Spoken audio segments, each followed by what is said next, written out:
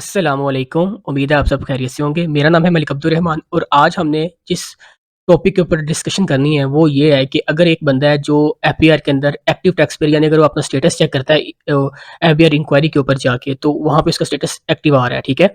एक वो बंदा और एक दूसरा बंदा है जिसने अपना एनटीएन ही क्रिएट नहीं किया या अपना एनटीएन तो क्रिएट किया हुआ है लेकिन वो एफबीआर के अंदर एक्टिव नहीं है। तो इनको कौन-कौन से बेनिफिट रिसीव होंगे यानी जो बंदा एक्टिव टैक्स पेयर है एफबीआर के अंदर उसको क्या बेनिफिट रिसीव होंगे? और वो दूसरा बंदा जो जिसने एनटीएन क्रिएट किया हुआ है या जिसने कुछ भी नहीं किया हुआ या ना उसने एनटीएन क्रिएट किया हुआ है यानी एफबीआर के अंदर उसने कोई अभी तक अपनी नहीं करवाया, अपना लॉगिन पासवर्ड नहीं बनवाया, सब कुछ नहीं करवाया और ना ही अपना वो एक्टिव टैक्स पेयर शो हो रहा है। तो इनके अंदर डिफरेंस क्या है? उनको क्या बेनिफिट रिसीव होते हैं जो बंदा एक एक्टिव टैक्स पेयर होता है, ठीक है? चलिए डिस्कस करते हैं आज इसको। तो सबसे पहले तो मैं आपको एक चीज़ बताना चाह रहा था कि ये एक वेबसाइट है, ठीक है? और इस वेबसाइट के ऊपर काफ़ी कुछ है जो मैंने आहिस्ता-आहिस्ता इसको अपडेट कर रहा हूँ। जिसने भी कोई टैक्स से रिलेटेड कुछ कुछ भी इसको नॉलेज चाहिए, कुछ भी इन्फॉर्मेशन उसको चाहिए उससे रिलेटेड, वो यहाँ पे यहाँ मुझे इस वीडियो के नीचे कमेंट कर सकता है कि इस टॉपिक के ऊपर इसके ऊपर एक ब्लॉग बना दें। वो मैं यहाँ पे कोशिश करूँगा कि एक ना पूरा एक ब्रीफ ब्लॉग जो होता है ना वो यहाँ पे मैं लिख दूँ ताकि वो जो हर हर बंदा जो जिसको भी इससे रिलेटेड कोई इश्यू है तो वो यहाँ पे आके उसको पढ़ ले। क्योंकि ना जो वीडियो होती है बंदा वीडियो जब बनाता है तो वो काफ़ी टाइम लगता है उसके ऊपर। हालाँकि ब्लॉग के ऊपर भी काफ़ी टाइम लगता है, लेकिन वीडियो के ऊपर काफ़ी टाइम लगता है, तो इसी वजह से वो लेट हो जाती है। मेरा दिल बहुत करता है कि मैं आपको जो जितनी भी इन्फॉर्मेशन हो सकती है टैक्स से रिलेटेड आपको मैं आपके साथ शेयर किया करूँ यूट्यूब पे, लेकिन एक तो टाइम नहीं मिलता, तो इसके अलावा ब जैसे ही मुझे कुछ टाइम मिलता है, तो मैं कोशिश करता हूँ कि मैं कोई ना कोई टैक्स से रिलेटेड अपडेट वीडियो बनाया करूँ ताकि आप उसका फ़ायदा उठा सकें और अपनी जो रिटर्न है, वो रिटर्न फाइल कर सकें, ठीक है? अब जैसे ही मैं नेक्स्ट वीडियो अपनी बनाया करूँगा, तो साथ उसके मैं एक यहाँ पे ब्लॉग लिखा करूँगा जो कि स्टेप बाय स्टेप होगा, जो हम वीडियो में लेके चलेंगे, वही चीज़ हम यहाँ पे लिखी हुई होगी। हम यहाँ पे देखेंगे कि स्टेप 1 ये है, वही चीज़ हम वीडियो में करेंगे और यही वही सेम सेम चीज़ लेके चलेंगे। जैसे कि देखिए मैं इंशाल्लाह नेक्स्ट वीडियो बनाऊँगा पेंशनर के ऊपर। ये लिखा हुआ है ये देखिए लिखा हुआ है स्टेप बाय स्टेप गाइड। देखिए लिखा हुआ है step by step guide for pensioners how to file income tax return with FBR in Pakistan, ठीक है? अब एक तो ये है कि इसको मैं एक वीडियो बनाऊँगा, सेम इसी तरह से जैसे ये सब कुछ लिखा हुआ है ना, हम इस तरह से लेके चलेंगे इसको कि किस तरह से हमें अपनी रिटर्न फाइल करनी है। अगर मैं वीडियो नहीं भी बनाता तो आप यहाँ पे आके वेबसाइट के ऊपर आके यहाँ पे ये आपको मैंने नाम बता दिया है टैक्सपिल्स.com ये लिखा हुआ है टैक्सपिल्स.com आप यहाँ पे गूगल पे जाके सर्च करेंगे टैक्सपिल्स.com इसको आप सर्च करेंगे, ये देखें 1 सेकंड ये देखिए आ गया। इसके ऊपर आपने क्लिक करना है। जैसे इसके ऊपर क्लिक करेंगे तो आप ये वेबसाइट के अंदर एंटर हो जाएंगे। तो आपने यहाँ पे आके इसको जो भी आपने कोई भी ब्लॉग पढ़ना हो तो आप वो यहाँ पे आके पढ़ सकते हैं, ठीक है? काफ़ी चीज़ें यहाँ पे ये देखें, ये कहाँ पे यहाँ पे आप काफ़ी चीज़ें आप यहाँ पे आके यहाँ पे पढ़ सकते हैं, ठीक है? और इसके अलावा आपने अगर आपको कोई भी क्वेरी हो, कोई भी चीज़ आपने पूछनी हो, यहाँ पे सीधा कॉल नाउ बटन लिखा हुआ है। आपने इसके ऊपर क्लिक करना है और सीधा मेरे से व्हाट्सएप पे आप कनेक्ट हो जाएँगे, आप मुझे वहाँ पे मैसेज कर लीजिएगा। ये भी कॉल नाउ का बटन लिखा हुआ है। अगर कोई बंदा है जिसको इंग्लिश नहीं समझ आती है मतलब आती है लेकिन इतनी एक्यूरेट नहीं आती, तो वो यहाँ से इसके ऊपर क्लिक क्लिक करेगा। करने के बाद यहाँ पे जो भी इसने लैंग्वेज सेलेक्ट करनी है वो कर ले। मैं जैसे कि यहाँ से उर्दू में कर देता हूँ, ठीक है? ये देखें मैंने जैसे ही उर्दू में किया तो सारी जो भी चीज़ें हैं वो उर्दू में हो गई हैं। अगर हम ये देखें ये पेंशनर वाला खोलते हैं, ये उसको ओपन करते हैं, तो ये देखें ये अगर आपने यहाँ पे देखना है तो किस तरह लेके चलना है। ये देखें सब कुछ उर्दू में हो गया है। आपने जिसने उर्दू में पढ़ना है इसको उर्दू में पढ़ सकते हैं। ये देखें सब कुछ है। एग्ज़ाम्पल के साथ यहाँ पे चीज़ें लिखी हुई हैं। मैं आपको यहाँ पे बता देता हूँ। ये देखें इसको मैं अगर इंग्लिश में करूँ तो ये देखें ये सब स्टेप बाय स्टेप लिखा हुआ है। सबसे पहले लॉगिन करना है, अपनी रिटर्न ओपन करनी है, पेंशन किस तरह से लिखनी है, टैक्सेबिलिटी क्या आएगी, चालान कैसे क्रिएट करना है, हर चीज़ यहाँ पे मैंने मेंशन कर दिया सिर्फ़ और सिर्फ़ आपके लिए कि आप बआसानी अपनी जो रिटर्न है वो फाइल कर सकें। तो इंशाल्लाह उम्मीद है कि आप यहाँ से आके अपनी जो भी क्वेरी वगैरह है उसको आप रिज़ॉल्व कर सकते हैं। देखिए फ्रीक्वेंटली आस्क्ड क्वेश्चन यहाँ पे लिखे हुए हैं। अगर कोई भी आपको क्वेश्चन है तो आप यहाँ पे आके देखेंगे, अगर जिससे वो आप रिलेट करती हो तो उसका आप आंसर नीचे देखेंगे, देखिए नीचे आंसर लिखा हुआ है वो आपके लिए होगा। ये मैंने फुल मतलब अपने ध्यान में रख के हर चीज़ जो टैक्स के लॉ को ध्यान में रख के यहाँ पे हर चीज़ यहाँ पे क्रिएट की हुई है, ठीक है? ये देखें एग्जांपल्स है, ये देखिए लिखा हुआ है मीट अहमद, जैसे कि आप अपने आप को इस जगह पे रख सकते हैं और नीचे अपनी रिटर्न फाइल कर सकते हैं, ठीक है? और ये चीज़ बतानी ज़रूरी थी क्योंकि आज की मैंने वीडियो बनाई है ताकि ये मैं आपको ये चीज़ बता दूँ कि ये किस तरह से ये वेबसाइट है और किस तरह से मैंने डिज़ाइन की है ताकि आप इसको इसका जो बेनिफिट है वो रिसीव कर सकें। जिसने भी टैक्स लॉ के बारे में कुछ सीखना है या जो उसने स्पेसिफिक अगर आपको कोई टॉपिक के ऊपर ब्लॉग चाहिए या वीडियो चाहिए, तो आप इस वीडियो के नीचे कमेंट कर सकते हैं कि मुझे ये इश्यू है या मैं ये काम करता हूँ, तो इससे रिलेटेड टैक्स में इसका क्या इम्प्लीकेशन है, कैसे हम रिटर्न फाइल कर सकते हैं, कैसे कैसे इसका ब्लॉग लिख सकते हैं, आप हमें बता दें। तो इंशाल्लाह मैं अपनी पूरी कोशिश करूँगा कि टाइम निकाल के उसको मैं उसके ऊपर ब्लॉग लिखूँ और आपको रिप्लाई में उसका लिंक भेजूँ कि आप यहाँ पे आके इसको देख सकते हैं, ठीक है? चलिए शुरू करते हैं जो हमारा आज का टॉपिक था स्टेप बाय स्टेप गाइड थी कि अगर ये देखिए यहाँ पे लिखा हुआ है नहीं सॉरी ये नहीं है पीछे चलते हैं। ये देखें ये लिखा हुआ है नेविगेट टैक्स ईयर, ये लिखा हुआ है comprehensive guide for filers and non filers understanding filer benefits. यहाँ पे हम कर लेते हैं, अगर आपने नाइट मोड ऑन करना हो तो वो आप कर सकते हैं। ये देखें, ठीक है? लेकिन हम इसको उस तरह ही रहने देते हैं। चलें स्टार्ट करते हैं। देखें, ये आपने सबसे पहले तो ये बात है कि आपने पाकिस्तान के अंदर रहते हुए आपका ये फ़र्ज़ है कि आप अपनी रिटर्न जो है विदिन ड्यू डेट अपनी रिटर्न फ़ाइल करें। अपने जितने भी असासे वो हैं, आपके नाम के प्रॉपर्टीज़ हैं, कोई भी एसेट आप अपनी वैल्थ स्टेटमेंट में शो करें। शो करने के बाद इसमें लोग डरते हैं कि हम अब अपना एंटिन क्रिएट करेंगे तो ये हो जाएगा, ये होगा। कुछ भी नहीं होगा, बस अपना आप अच्छे तरीके से आप अपनी रिटर्न को लेके चलें। अच्छे अगर आप अगर हैंडल नहीं कर सकते तो किसी अच्छे टैक्स कंसल्टेंट को हायर करें, उससे अपनी रिटर्न फाइल करवाएँ, सब कुछ अच्छे तरीके से लेके चलें। मिनिमम सी फीस होती है टैक्स कंसल्टेंट की, उसको वो पे करें। वो एनुअल अपनी रिटर्न फाइल करवाया करें और एक एफबीआर के अंदर अपना जो प्रोफेशनल टैक्स लॉज़ के अंदर रहते हुए अपनी जो अपना सारा कुछ है वहाँ पे डिक्लेयर किया करें, तो इंशाल्लाह आपको ये मसला नहीं होगा। बाकी बेनिफिट्स ये हैं कि जो होता है एक्टिव टैक्स पर होता है एफबीआर के अंदर, उसके अंदर उसको ये होता है कि उसको जो टैक्स के रेट लगते हैं वो हाफ होते हैं और जो एक्टिव टैक्स पर नहीं होता उसको डबल रेट लगते हैं। जैसे कि हम यहाँ पे देख लेते हैं, ये आप यहाँ पे पढ़ सकते हैं सब कुछ। ये देखें ना, ये देखें, फाइलर एन्जॉय ये देखो एडवांटेज ले सकता है starting from tax free sale. ये देखिए लिखा हुआ है कैश विड्रॉल्स, बैंकिंग ट्रांजैक्शंस, ये सब कुछ लिखा हुआ है। International transaction through debit card, ये सब कुछ ये देखिए यहाँ पे रेट लिखा हुआ है। ये अगर फाइलर है तो उसको 5% लगेगा, लेकिन अगर नॉन फाइलर है इसको डबल हो जाएगा, इतना ही 10% हो जाएगा। ठीक है, अब ये नीचे ये चैलेंजेस फॉर नॉन फाइलर है कि अगर वो है तो उनको डबल रेट लगेंगे। जैसे कि हम अगर आजकल हम काफ़ी देख रहे हैं कि अगर कोई बंदा 1 लाख से ऊपर पैसे निकलवाता है तो उसको देखें यहाँ पे 0.6% टैक्स लग रहा है। ठीक है, यानी 1 लाख निकलवाता है तो 600 रुपया उससे टैक्स लगेगा। अगर कोई बंदा किसी अमेज़न से या कहीं से भी कोई चीज़ परचेज़ करता है या इसके अलावा कोई भी अपनी कोई ऑनलाइन ट्रांज़ैक्शन करता है, इंटरनेशनल ट्रांज़ैक्शन करता है, तो अगर तो वो फाइलर नहीं है तो उसको 10% तक टैक्स लगेगा। फ़र्ज़ करें अगर आप 1 लाख की 10,000 की कोई चीज़ मंगवा रहे हैं तो उस हिसाब से आपके ऊपर उसको टैक्स लगना है।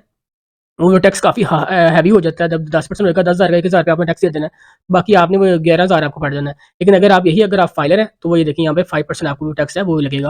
यानी वो ₹5 टैक्स लगेगा अगर आप 10,000 की फ़र्ज़ करें आप कोई चीज़ मंगवा रहे हैं, ठीक है? तो मैंने हर ब्लॉक के अंदर ये देखिए मैंने एग्ज़ाम्पल्स लिखी हुई हैं। देखिए यहाँ पे आएगी, ये देखिए, ये सिनेरियोज़ हैं। आप अपने आप को इस जगह पे रख के देख सकते हैं कि क्या मुझे कुछ टैक्स लगेगा, नहीं। ये सिनेरियो 2 है। ये स हर चीज़ आप यहाँ पे देख सकते हैं। ये देखें यहाँ पे ये चीज़ देख लेते हैं। देखिए सबसे पहले वन बाय वन इनको डिस्कस करेंगे और आपको जो भी आपको होगा, अगर आपको पता नहीं है कि मैं फाइलर हूँ तो मुझे क्या बेनिफिट हो सकता है, वो यहाँ पे इंशाल्लाह मैं कोशिश करूँगा कि वो 100% क्लियर हो जाए।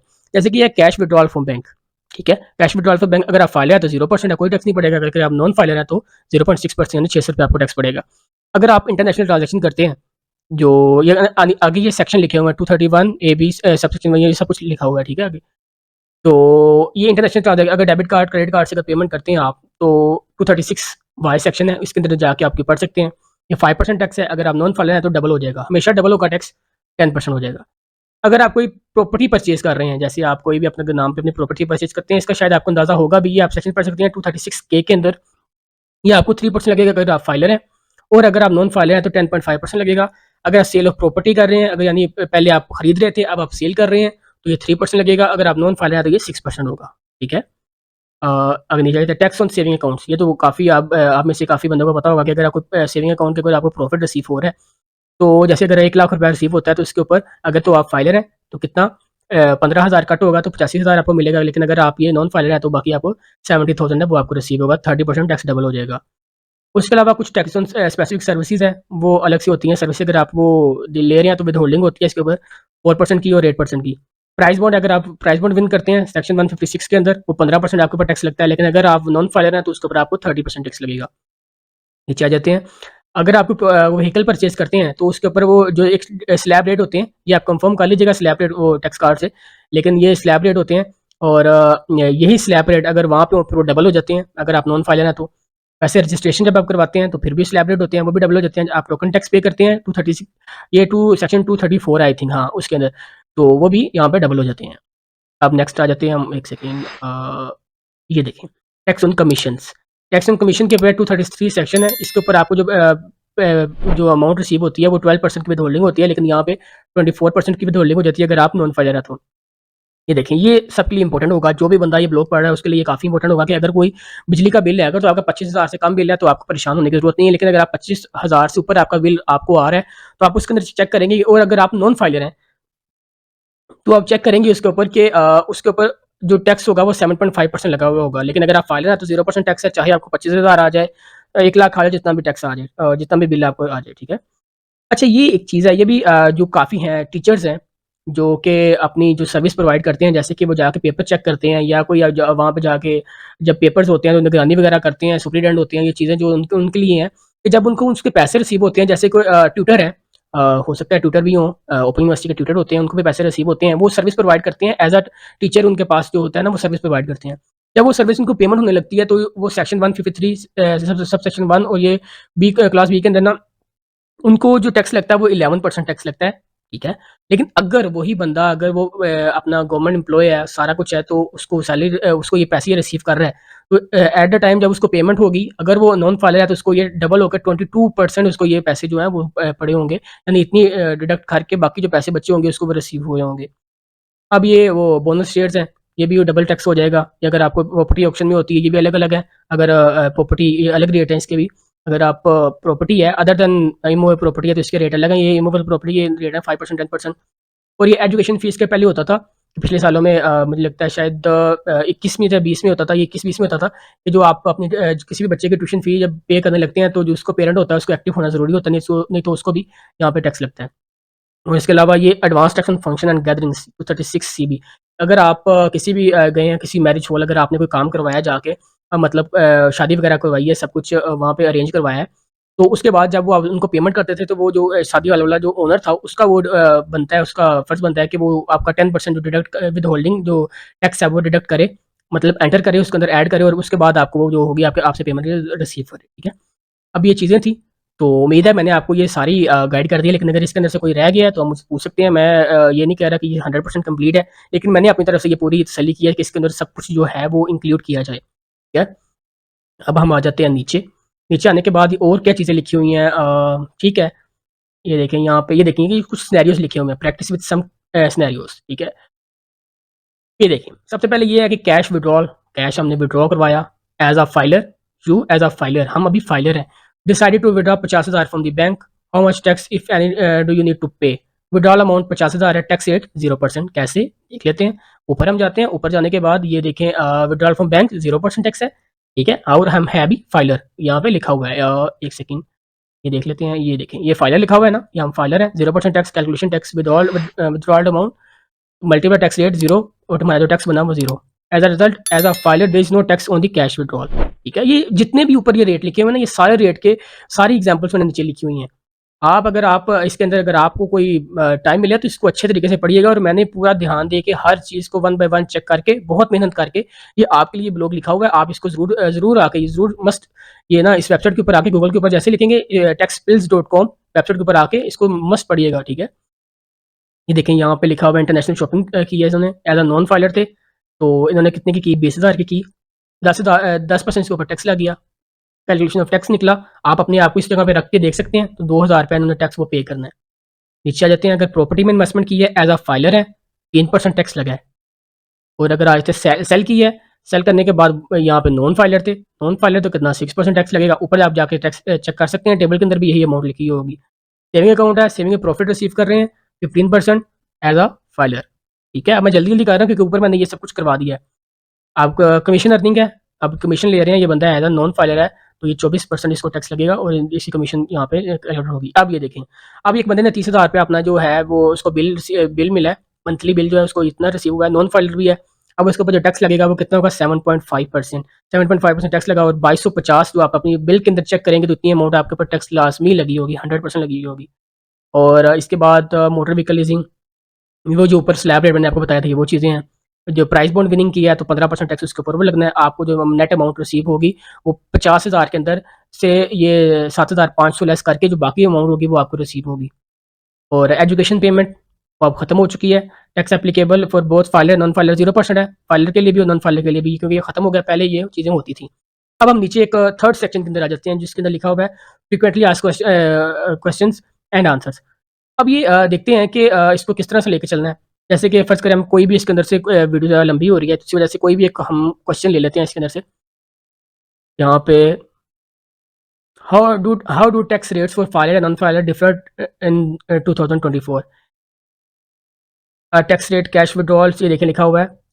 Gain insights into a specific tax rate for cash withdrawals, international transactions, property transaction, and more for filer and non-filer. This comprehensive table simplify the complex tax landscape helping you make informed financial decisions. देख रहे हैं ये, मतलब आपको ये जितनी भी अगर आपसे आपसे रिलेटेड कोई अगर इसके अंदर क्वेरी है तो आप चेक कर सकते हैं।